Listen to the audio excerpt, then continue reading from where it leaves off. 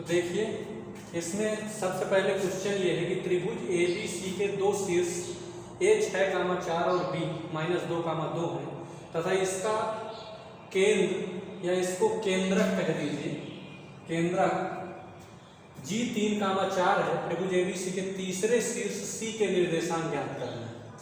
मतलब कहने का मतलब ये कि माना ये त्रिभुज ए बी सी है, इसका केंद्रक कहीं है और जो ए के निर्देशांक है वो 6,4, बी के -2,2 और सी के हम x, y ले लेते हैं।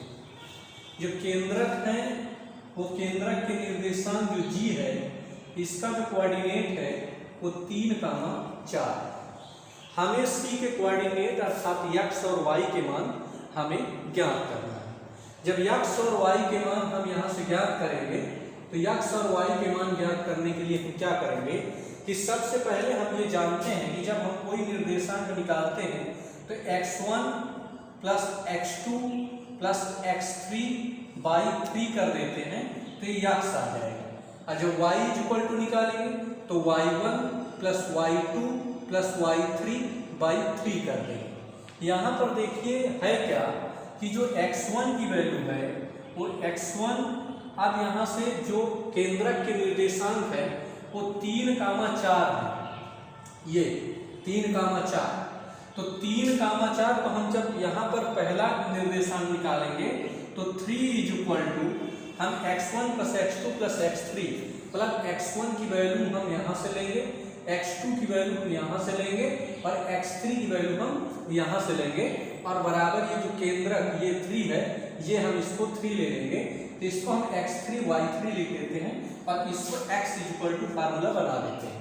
देखिए अब हम क्या लिखते हैं कि x की वैल्यू हम 3 लिख देते हैं और x हम लेट के लिए करते हैं कि x, y हमारी केंद्रक के निर्देशांक है। अब हम यहाँ पर 3 क्या करेंगे, x1 की वैल्यू हम 6 रखेंगे प्लस x2 की वैल्यू हम -2 रखेंगे प्लस x3 की वैल्यू हम x रखेंगे और अपान में 3 रखेंगे। देखिए 1 करके हम यहाँ पर क्रॉस मल्टीप्लिकेशन करेंगे और ये 6 में से 2 सब्ट्रैक्ट हो जाएगा, 4 बचेगा। मतलब x + 4/3 = 3। यहाँ पर क्रॉस मल्टीप्लिकेशन अगर हम करेंगे तो x + 4 = ये 9 आ जाएगा। तो x = यहाँ क्या आएगा 9 - 4 = 5। तो हमें x की वैल्यू क्या मिल जाएगी, x की वैल्यू हमें क्या मिल जाएगी, x की वैल्यू हमें 5 मिल जाएगी। इसके बाद हम y की वैल्यू, तो y का कोऑर्डिनेट क्या है 4, तो 4 = जो हम लिखेंगे तो y1 + y2 + y3/3 means y1 की वैल्यू कितनी है 4, y2 की 2 और y3 की वैल्यू y3। ये जैसे यहाँ x3 करते हैं तो ये आपका हो जाएगा। अब y ये 3 कर दिए। अब यहाँ से क्रॉस मल्टीप्लिकेशन करेंगे तो ये कितना आएगा 12 = 8 + y3 ये मिल जाएगा। अब हम यहाँ क्या करेंगे कि y3 को हम रिप्लेस कर देंगे। जब y3 का हम यहाँ पर पक्षांतर कर देंगे तो हमको क्या मिलेगी वैल्यू, y3 = 12 - 6 तो y3 = क्या मिलेगा 3। तो x और y जो x3 और y3 c के कोऑर्डिनेट हैं, ये c के कोऑर्डिनेट की वैल्यू हमें क्या मिल जाएगी 5, 6 और ये क्या हो जाएगा आंसर हो जाएगा। तो देखिए यहाँ पर ये कि a b c किसी त्रिभुज के 3 शीर्ष हैं जिसमें a और b शीर्ष दिए हुए हैं और c शीर्ष हमने x3 y3 मान लिया है और जो इसका केंद्रक है वो x y हमने माना जो 3,4 है अर्थात x = 3 y = 4। केंद्रक निकालने के लिए हम करते क्या हैं कि x = x1 + x2 + x3/3। x की वैल्यू यहाँ पर 3 है, x1 x2 x3 की वैल्यू आपकी दी हुई है। x1 की वैल्यू 6 है, x2 की वैल्यू -2, x3 की वैल्यू x3 है, y3 करके यहाँ से हमने कैलकुलेट किया और x का मान हमें यहाँ 5 है। इसी प्रकार सिमिलरली y की वैल्यू हम y1 + y2 + y3/3 और यहाँ पर y की वैल्यू 4 रख के टोटल वैल्यू रख के हमने y का मान प्राप्त किया और इस प्रकार हमें टोटल वैल्यू जो x और y का है अर्थात कहने का मतलब कि c के कोऑर्डिनेट हमको प्राप्त हो जाते हैं। इसको नोट कर लीजिए आप लोग। देखिए तो क्वेश्चन में देखिए सबसे पहले आपके सामने क्वेश्चन लिखा हुआ है, जिसमें क्वेश्चन में क्या दिया हुआ है कि एक समबाहु त्रिभुज PQR का आधार QR x अक्ष पर स्थित है और बिंदु Q के निर्देशांक -4, 0 तथा आधार का मध्य बिंदु मूल बिंदु पर है। आधार का जो मध्य बिंदु है वो मूल बिंदु पर है और बिंदु P और R की जो निर्देशांक है वो हमको ज्ञात करना है। अर्थात कहने का मतलब कि PQR एक त्रिभुज दिया हुआ है। मतलब कहने का ये है कि PQR एक त्रिभुज, आधार का जो ये मध्य बिंदु है, क्वेश्चन कह रहा है कि ये क्या है, मूल बिंदु है। मतलब 0, इसको हम O लेट कर लेते हैं और यहाँ से हम ये एक लाइन मध्य बिंदु पर खींच देते हैं। और ये जो Q और R जो दिया हुआ है और Q के जो निर्देशांक हैं, Q के निर्देशांक -4, 0 दिया हुआ है। ये जो R के निर्देशांक होंगे ये x, 0 हो जाएगा क्योंकि x अक्ष में चल रहा है, y अक्ष में 0 है। और ये जो P के निर्देशांक होंगे वो 0, y हो जाएंगे। हमें निर्देशांक किसके निकालना है, P और R के। तो एक बार क्वेश्चन हम फिर से सुनेंगे ध्यान से कि एक समबाहु त्रिभुज PQR का आधार QR है और जब आधार QR है और वो x अक्ष पर स्थित है, ये x एक्सिस है, ये y एक्सिस है, तो x एक्सिस पर वो प्रेजेंट है, स्थित है। बिंदु Q के निर्देशांक जो दिए हुए हैं वो -4, 0 क्वेश्चन में दिए हुए हैं तथा आधार का मध्य बिंदु मूल बिंदु है। तो ये आधार का है QR और इसका मध्य बिंदु हमने वो मान लिया। ये क्या होगा, ये मूल बिंदु होगा। मूल बिंदु के निर्देशांक क्या होते हैं, 0, 0 होते हैं। बिंदुओं P और R के निर्देशांक ज्ञात कीजिए। हमें ये P और ये R दो के निर्देशांक हमको ज्ञात करना है क्वेश्चन में। तो देखिए आप जानते हैं कि जब हमें किसी भी का मध्य बिंदु निकालना होता है तो x1 + x2/2 और y1 + y2/2 करते हैं तो हमें उसका मध्य बिंदु मिल जाता है। लेकिन मध्य बिंदु के यहाँ निर्देशांक क्या है, 0, 0। इसलिए सबसे पहले हमें वैल्यू x और x की हम फाइंड कर लें। तो x की वैल्यू हम फाइंड करने के लिए क्या करेंगे कि x की वैल्यू हम फाइंड करने के लिए हम क्या करेंगे कि हम 0, x की वैल्यू फाइंड करने के लिए क्या लिखेंगे, 0 = यहाँ पर सॉल्यूशन देखिए कि 0 = x1 + x2। मतलब x1 की वैल्यू क्या, -4, x2 की वैल्यू x/2, तो मध्य बिंदु मिल जाएगा।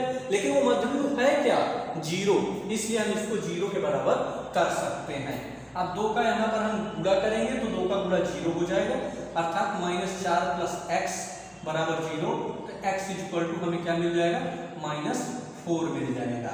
अर्थात जो हमारा ये कोऑर्डिनेट है, ये कोऑर्डिनेट हमें कितना मिल गया, -4, 0 मिल गया। अर्थात r का तो कोऑर्डिनेट हमें मिल गया। अब हमें p का कोऑर्डिनेट निकालना है। r का कोऑर्डिनेट हमें मिल गया, अब हमें निकालना किसका है, p का कोऑर्डिनेट। तो देखिए क्वेश्चन में उसने पहले ही बात कह दी कि ये समबाहु त्रिभुज है। और समबाहु त्रिभुज क्या होते हैं, सम मीन्स बराबर, बाहु मीन्स भुजा, जिसकी सभी भुजाएं बराबर होती हैं उसे हम समबाहु त्रिभुज कहते हैं। इसका मतलब इनकी ये जो सभी भुजाएं हैं ये आपस में क्या है, बराबर है। इसलिए हम यहाँ पर एक बात लिख सकते हैं, लिख क्या सकते हैं, हम लिख सकते हैं कि PQ = QR, ये बात हम लिख सकते हैं। तो इसको हम ये लिख सकते हैं कि PQ का स्क्वायर बराबर QR का स्क्वायर। अब बीच की दूरी का फार्मूला लगाएंगे तो रूट के अंदर आएगा, वर्क करेंगे तो रूट हट जाएगा, तो सीधा हम रूट हटा करके वैल्यू लिख देते हैं। सबसे पहले PQ की वैल्यू, तो PQ की वैल्यू क्या होगी, x1 - x2 का होल स्क्वायर, मतलब 0 + 4 का whole square plus y1 - y2 का होल स्क्वायर, y - 0 का होल स्क्वायर = हम यहाँ पर PQ की वैल्यू तो हो गई PQ स्क्वायर की। अब QR स्क्वायर की वैल्यू हम निकालेंगे, QR स्क्वायर। तो QR स्क्वायर क्या है, -4 और -4 उधर भी दिया हुआ है। तो जब क्यू आर स्क्वायर की वैल्यू हम निकालेंगे तो -4 और -4 तो क्या हो जाएगा, +4 का होल स्क्वायर ये बन जाएगा। और प्लस यहाँ पर क्या हो जाएगा, y1 - y2 का होल स्क्वायर, मतलब 0 - 0 का होल स्क्वायर। अर्थात ये टोटल वैल्यू जो है ये क्या हो जाएगी, ये 0 हो जाएगी। अर्थात यहाँ पर जो हम वैल्यू निकालेंगे ये दोनों को जब कैलकुलेट करेंगे तो कैलकुलेट करने पर हमारा जो मान प्राप्त होगा उससे हमें y का मान मिल जाएगा। देखिए थोड़ा गड़बड़ हो गया था, यहाँ पर जो वैल्यू आई यहाँ पर वो x बराबर -4 ना करके x बराबर +4 थी। अर्थात ये कोऑर्डिनेट 4,0 होगा। 4, जब 0 होगा तो यहाँ पर जब हम फार्मूला लगाएंगे तो यहाँ पर जब PQ की वैल्यू हम निकालेंगे तो 0 - 0 + 4 का होल स्क्वायर और y - 0 का होल स्क्वायर, ये तो वही हो जाएगा। जब इसके बीच की दूरी निकालेंगे तो -4 और -4 का होल स्क्वायर + 0 - 0 का होल स्क्वायर। अर्थात ये क्या मिलेगा आपको, 16 मिल जाएगा। और ये क्या मिलेगा आपका, ये y स्क्वायर मिल जाएगा। और इक्वल टू ये क्या मिल जाएगा, ये 4 - 4 8 हो जाएगा माइनस का, और ये 64 आ जाएगा यहाँ से।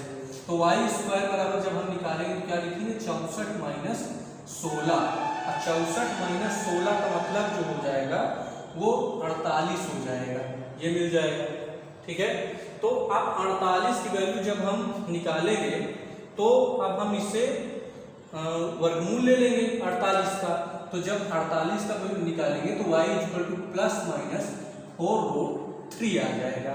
तो यहाँ पर जो हमारा y की वैल्यू +-4√3 आ गई, तो इसका मतलब कि जो p के निर्देशांक है वो 0,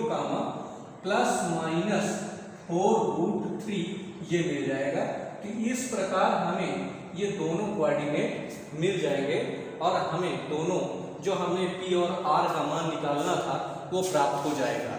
एक बार फिर से समझ लीजिए, सबसे पहले मध्य बिंदु निकालते हैं तो x1 + x2/2 होता है ये मध्य बिंदु, ये 0 है तो -4 + x/2 = 0। x की वैल्यू 4 आ गई, यहाँ रख दिया तो ये कोऑर्डिनेट r का मिल गया। समबाहु त्रिभुज है, सभी भुजाएं बराबर होंगी, इसलिए PQ = QR लिख देंगे। तो PQ² = QR²। बीच की दूरी का फार्मूला यहाँ, बीच की दूरी का फार्मूला यहाँ, दोनों को पूरा हल किया, यहाँ से y का मान मिल गया, y का मान यहाँ रख दिया। P और R दोनों के कोऑर्डिनेट हमको मिल गए और P और R दोनों के कोऑर्डिनेट ही हमको निकालने थे। अब आप इसको नोट कर लीजिए, फिर आगे चलते हैं।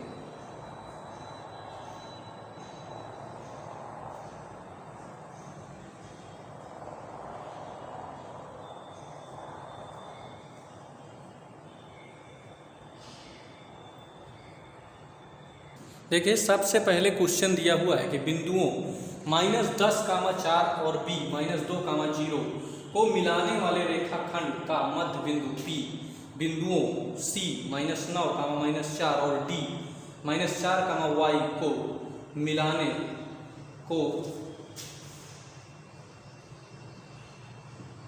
मिलाने वाले रेखाखंड पर स्थित है।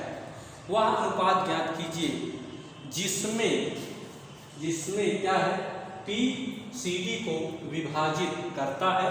y का मान भी ज्ञात कीजिए।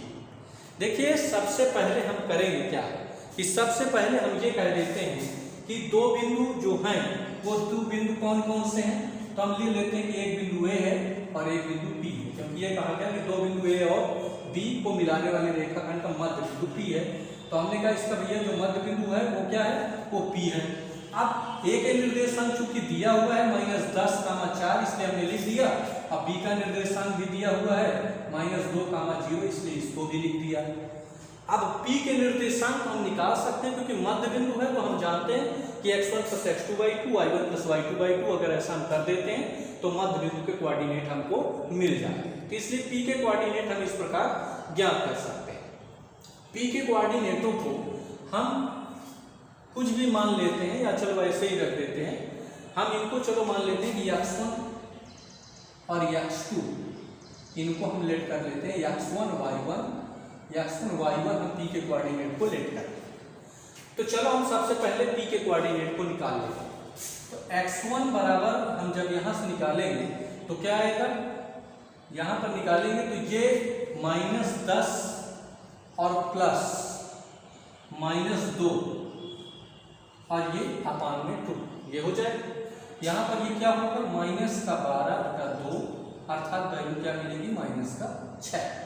x का मान मिल गया। अब हम निकालेंगे इसका y1 की वैल्यू, तो y1 + y2/2 मतलब 4 + 0/2 अर्थात 4/2 = 2।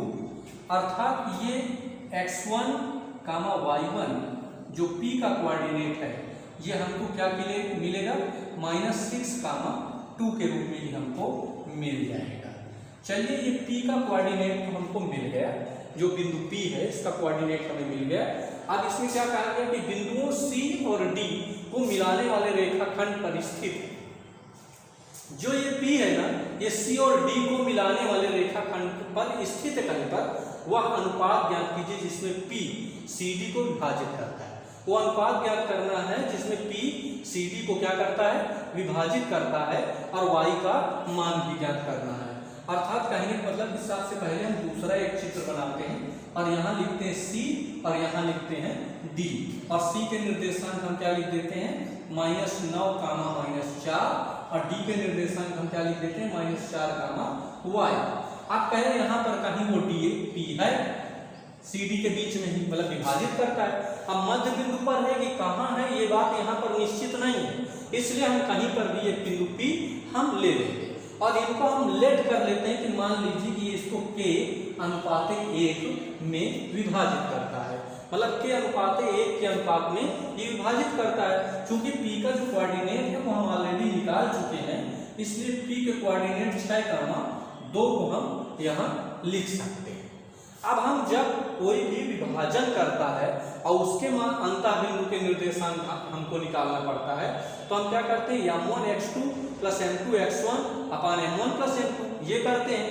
तो हम यहाँ पर -6 बराबर क्या करेंगे कि m1x2 मतलब हम करते क्या हैं कि m1x2 + m2x1 अपान m1 + m2 ये करते हैं।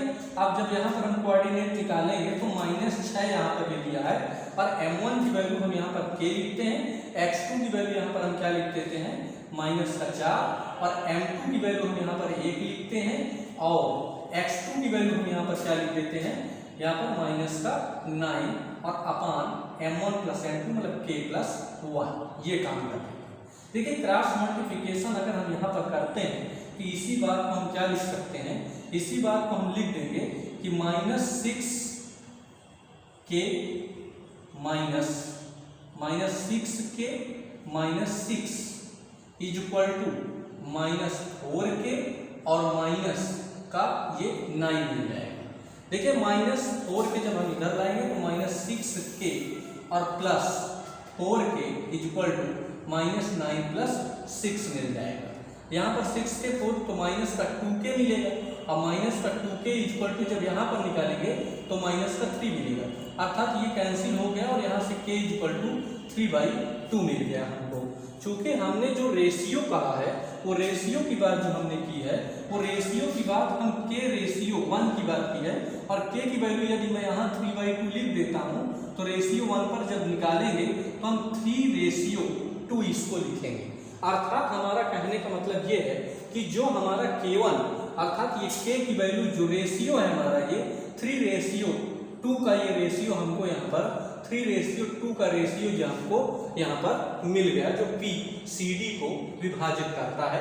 लेकिन अभी इसमें एक पॉइंट और है, जो हमें वैल्यू किसकी निकालना है, y की वैल्यू हमें फाइंड करना है। इसलिए हम दूसरा फार्मूला क्या यूज करेंगे कि m1y2 + m2y1 अपान m1 + m2 इसको लगा देंगे।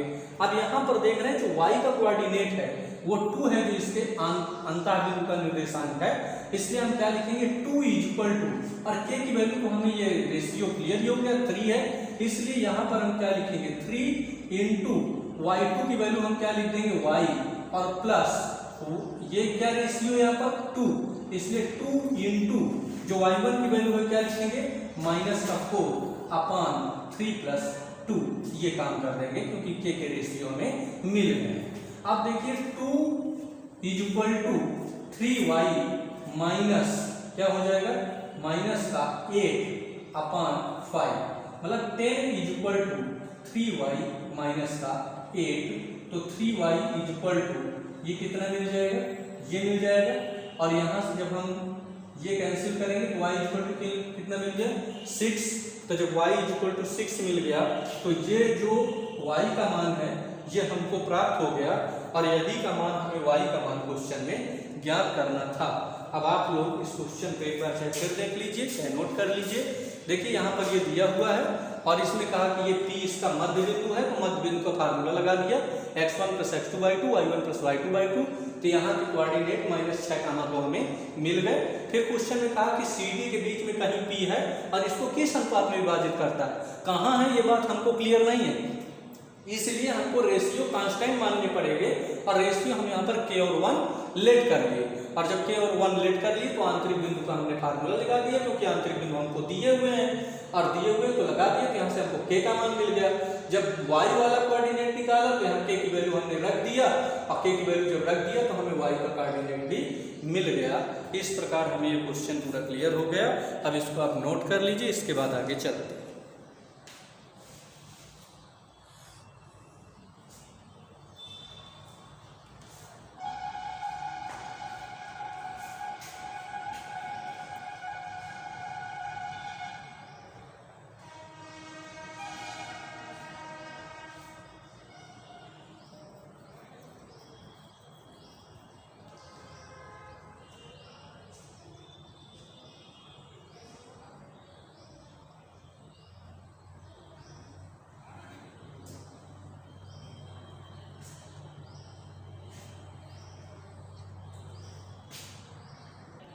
देखिए सबसे पहले क्वेश्चन दिया हुआ है कि k का मान ज्ञात कीजिए यदि शीर्ष 1, -1 और -4, 2k और -k, -5 मतलब -4, -k, -5 वाले त्रिभुज का क्षेत्रफल 24 वर्ग मात्रक है। तो देखिए सबसे पहले हम त्रिभुज का क्षेत्रफल का फार्मूला लगाएंगे।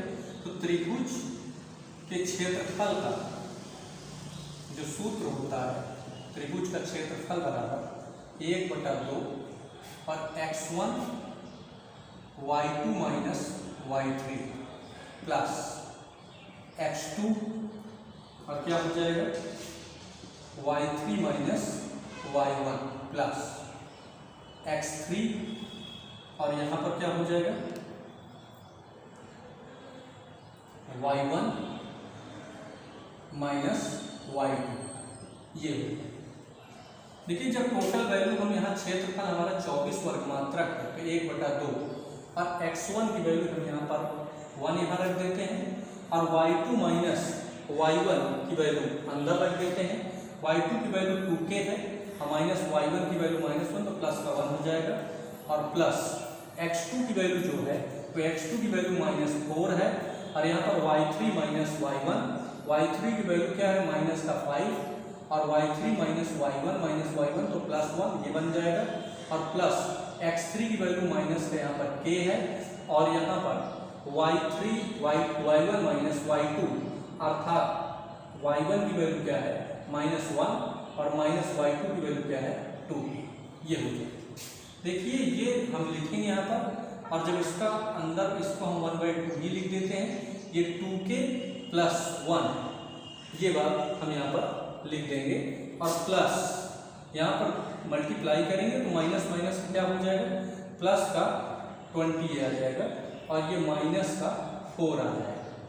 ठीक है, प्लस माइनस माइनस का प्लस होगा, प्लस का k आ जाएगा और माइनस माइनस का प्लस 2k²। ये वैल्यू है 2 का गुणा यहाँ 48 फिर इसको 48 बना देता हूँ। इसको मैं क्या लिख देता हूँ 2k² प्लस देखिए ये 2k प्लस में है, ये k प्लस में है तो प्लस का मैं इसे क्या लिख देता हूँ 3k ये लिख देता हूँ। अब इसके बाद बचेगा क्या कि 20 से 4 ये जाएगा तो बचेगा 16 ये 17 हो जाएगा तो प्लस का मैं 17 लिख देता हूँ और ये बराबर का 48 इधर चल रहा है। मतलब कि 2k² + 3k बराबर 48 - 17 अर्थात 2k + 3k 2k² + 3k बराबर 48 - 17 तो 7 से 8 जाएगा ये आपका 1 मिलेगा, 4 से 1 जाएगा ये 31 आपको मिल जाएगा।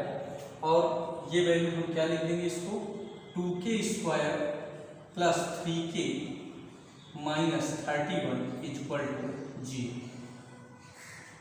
ये 2 वेरिएबल इक्वेशन मिल जाएगा।